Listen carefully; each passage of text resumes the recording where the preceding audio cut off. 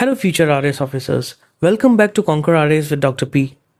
आज का हमारा फोकस है an administrators guide to section 1 to 31 of the PWDVA 2005, यानी कि protection of women against domestic violence act 2005।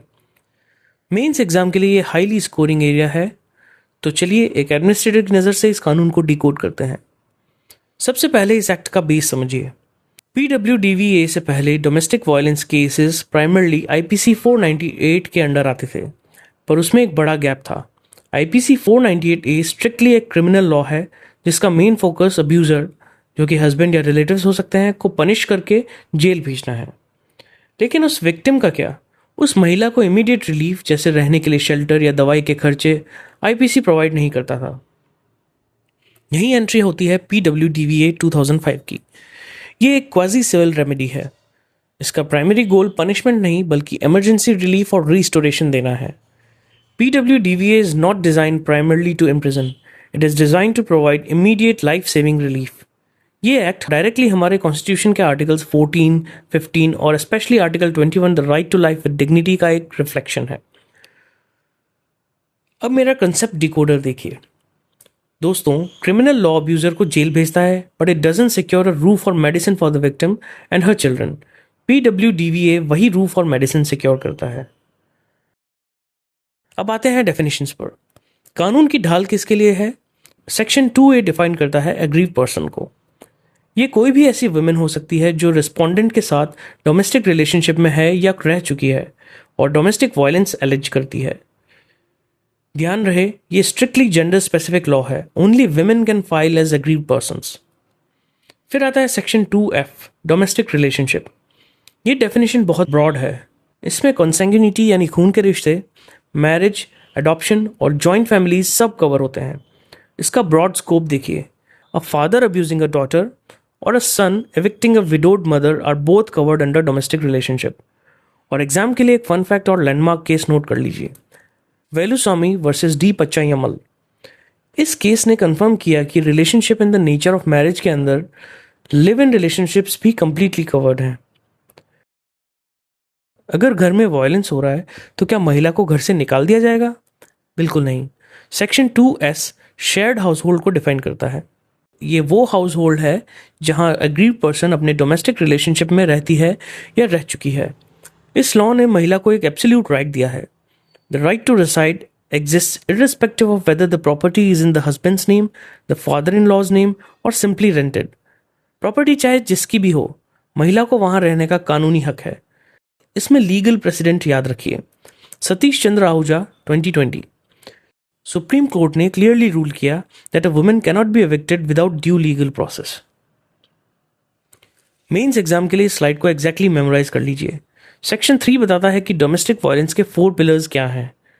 Violence is not just a physical beating. We have 4 pillars. Pillar 1 physical abuse. इसमें bodily pain, harm या life और health को danger आता है। Pillar 2 sexual abuse, ऐसा conduct जहां वुमेन की dignity को वायलेट, डिग्रेड या ह्यूमिलिएट किया जाए। पिलर 3 वर्बल एंड इमोशनल अब्यूज, जैसे लगातार insults, ridicule, name calling, specially regarding not having a male child और repeated threats. Pillar 4 economic abuse, महिला को रिसोर्सेज से डिप्राइव करना, उसकी सैलरी ले लेना, उसका स्त्री धन एलिनेट करना या एम्प्लॉयमेंट प्रोहिबिट करना। So if a husband forces his wife, taunts her for not bearing a son और forcibly takes her salary, it constitutes domestic violence under PWDVA। अब रिपोर्टिंग मैकेनिज्म देखिए। एक आम महिला डायरेक्टली कोर्ट के चक्कर नहीं काट सकती। The state provides protection officers, POs, to listen, fill out the DIR, and present the case. Protection officer section 8 के अंडर अपॉइंट होते हैं। ये स्टेट अपॉइंटेड डिस्ट्रिक्ट ऑफिसर्स होते हैं जो विक्टिम और मजिस्ट्रेट के बीच गैप को ब्रिज करते हैं। इनका मेन काम है डोमेस्टिक इंसिडेंट रिपोर्ट यानी DIR को ड्राफ्ट करना।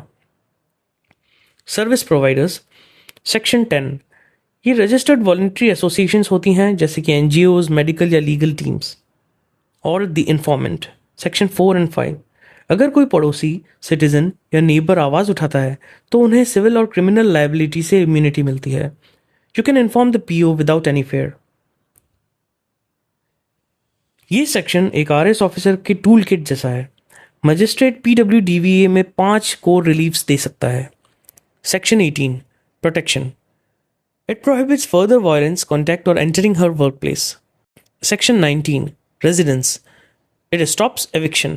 Court can even evict the respondent from the shared household to keep the wife safe. Section 20 monetary, it covers medical bills, loss of earnings, and maintenance. Section 21 custody, it grants temporary custody of children to prevent blackmail. Section 22 compensation, financial compensation for mental torture and emotional distress. अब आते हैं strict action पर। क्या हो जब मामला urgent हो? Section 23 के अंडर मजिस्ट्रेट एक्स पार्टे और इंटरिम यानी कि वन साइडेड और टेम्परेरी ऑर्डर्स पास कर सकते हैं क्रिटिकल सिचुएशंस में दूसरी पार्टी को सुने बिना।